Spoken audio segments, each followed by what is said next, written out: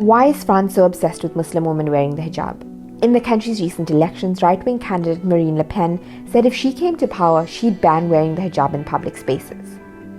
Even though she lost, her rhetoric comes on the back of 33 years of French anti-hijab legislation. So why are the French public so hung up on a piece of cloth? The answer may go back almost 200 years to the French colonial project in Algeria, and how the headscarf and Muslim women who wore it were fetishized by colonizers who wanted to liberate Muslim women. But before we go back to colonialism, here's a quick timeline of France's recent anti-hijab laws. It all started in 1989 when 3 Muslim girls were forced to remove their hijabs in their middle school. The State Council ruled that the hijabs were compatible with French schools, but the Education Minister Lionel Jospin said it was up to educators to decide whether Muslim girls could wear hijab or not. In 2004, it was made official through a law banning religious symbols at school. In 2011, full-face veils were banned for the 367 women on record in the country who wore them. In 2016, a bunch of anti-burkini decrees emerged until the State Council deemed them illegal. In 2021, an anti-separatism bill banned girls under the age of 18 from wearing the hijab in public, and banned mothers accompanying them on school trips from wearing it as well. A 2019 study reported that 60% of French Muslim women who wore the hijab were discriminated against because of it. So, why are Muslim women being targeted? To start, there's the French notion that the headscarf is in opposition to laïcité, the constitutional principle of secularism. In 1905, the church and state were legally separated. There was to be freedom of religion, but it was to remain in the private sphere. Muslim women in France are thought to threaten this, and in so recent years the headscarf, which is pretty complex and may mean different things to different Muslim women, have been reduced to one thing in France: a direct rejection of French values. But of course this isn't the whole story, because other symbols from faith groups haven't come under fire as much as the headscarf has.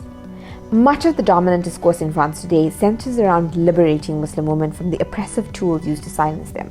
C'est que la pression, évidemment, s'effectue sur les femmes qui n'en portent pas, isole les femmes qui n'en portent pas, et à partir de ce moment-là, il s'agit d'un effondrement d'une grande liberté pour les femmes, qui est en fait la liberté de choix. But many Muslim women in the country who initiated a Hands Off My Hijab campaign in 2021 say it's not fueled by concern, but rather stereotypes, discrimination, and plain old anti-Muslim sentiment. They say that the French laws which claim to save them are actually oppressing them and limiting their freedoms. To understand the country's relationship with the hijab, we need to understand its colonial past. In 1860, France colonized Algeria. Their 132-year rule is marked by dispossession, torture, looting, and the erasure of identity. By 1870, some 200,000 French citizens had settled in Algeria by violently displacing native Algerians. They privatized land, impoverished Algerians, and tried to erase local culture by demolishing mosques, burning villages, desecrating cemeteries, and enforcing French school curriculums. Muslim women and how they dressed were both a source of fascination and disgust for the French. In the colonial mind and discourse, the veil came to symbolize both the oppression and eroticism of Muslim women. In the 1930s, the French staged photographs of women lifting their veils and exposing their naked bodies, which were turned into popular postcards in France. The veil was perceived as backward and uncivilized, so to unveil women was seen as part of the civilizing mission of colonization. In this way, the headscarf was even used as a justification for colonization. But it was really during the Algerian War of Independence that the headscarf took center stage. The Algerian independence movement gained momentum in the 1920s. In 1945, after the Allied victory against Nazi Germany, pro-independence protests broke out. The French responded by launching a 15-day military campaign around Sétif, a town in the eastern part of the country. Algerian official figures say that 45,000 Algerians were massacred. This began a period of violent and brutal repression by the French. During the Algerian War of Independence, 1.5 million Algerians lost their lives.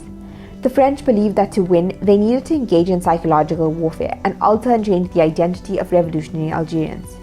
They would do so by trying to reshape the woman. Frantz Fanon, an anti-colonial intellectual, claimed that the French strategy to destroy Algerians' capacity for resistance focused on destroying the structure of Algerian society, by conquering the woman and going to find them from behind the veil. In 1958, mass unveiling ceremonies were staged across Algeria. The wives of French military officials unveiled some Algerian women in public ceremonies as a symbolic measure to demonstrate that they had been won over by European values. Later, historians discovered that many of the women who participated were either pressured into it or had never worn the veil before. In response to the unveiling ceremonies, the veil became a symbol of colonial resistance for many Algerian women. Female resistance fighters even used the haik, a traditional robe, to hide and smuggle explosives.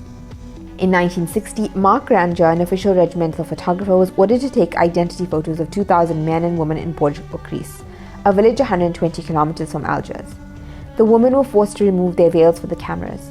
He managed to smuggle 6 portraits of the women out of the country, and the photos have been widely interpreted, even by the photographer, as symbols of the violence of colonial domination.